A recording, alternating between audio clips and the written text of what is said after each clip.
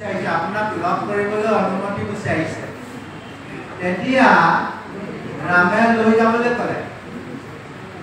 লক্ষ্মণে কিন্তু কথাটো মনা নাই, কাৰণ এই অৰণ্যত বিভিন্নজনে আমাক প্ৰলোভন কৰিছে।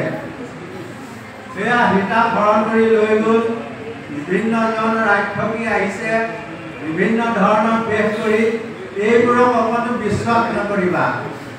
ৰাম ওলাই আহিলে, ৰামৰ লগত কথা বাৰ্তা হ'ল। সেই ব্ৰাহ্মণজনে ইমান সুন্দৰ শব্দ বাক্য হাঁচেৰে কথা ক'বলৈ ল'লে। তেতিয়া ৰামে লক্ষ্মণক কৈছে, তুমি ভাই লক্ষ্মণ ইমান সংগ্ৰাম নকৰিবা, কাৰণ এই মানুহজনৰ, এই ব্ৰাহ্মণজনৰ শব্দৰ বাক্যৰ গাঁথনি আৰু বাক্যৰ ভাৱতত্ত্ব তুমি শুনিছা, গতিকে এইজন সাধাৰণ নহয়, গতিকে এইজন এজন মহাপুৰুষ হয়। ৰামে তেতিয়া লক্ষ্মণক কৈছে, ব্ৰাহ্মণ দেৱতা, আপুনি আপোনাৰ নিজৰ ৰূপটো পৰিচয় কৰক। আপোনাৰ শব্দ, আপোনাৰ বাক্যই কিন্তু আপুনি এজন সাধাৰণ লোকৰ পৰিচয় দিয়া নাই, অসাধাৰণ লোকৰ পৰিচয় দিছে। তেনেকুৱা কলত হনুমানে নিজৰ ৰূপটো দেখুৱাই দিলে।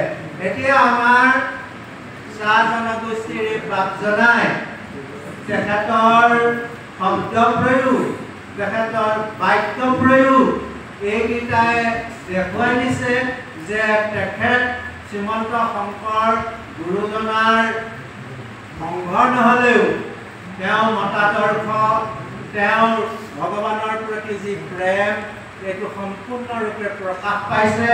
আমি শ্ৰদ্ধাৰ বাকজনালে আমি আন্তৰিক সেৱা নিবেদন কৰিছোঁ।